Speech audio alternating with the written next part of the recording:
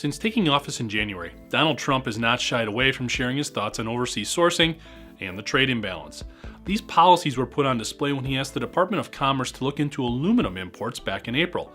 Although the presidential request focused on the ability of American aluminum manufacturers to supply enough material in the event of war, those dependent on aluminum cans read between the lines.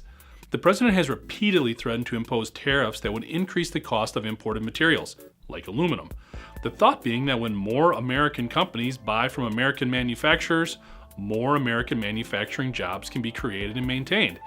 However, when American manufacturers are not capable of meeting the demands of American companies, those same jobs could actually be put at risk.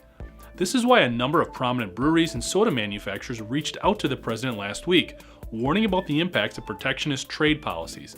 Namely, the cost of beverages that use aluminum cans, like beer and soda, would increase significantly if tariffs were imposed on imported aluminum.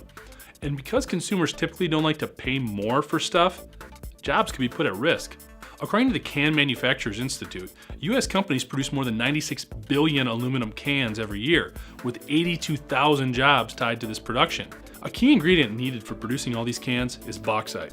And although bauxite is available in the U.S., there is nowhere near enough available domestically to meet demand.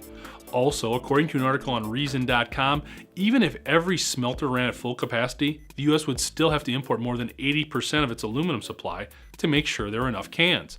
The bottom line is that it's not only cheaper to import bauxite that's been processed into aluminum, it's simply necessary in order to maintain market stability.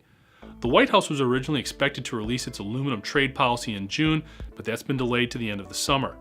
So you might want to get those cans of High Life for the Labor Day cookout a little sooner than later. I'm Jeff Ranke, and this is IEN Now.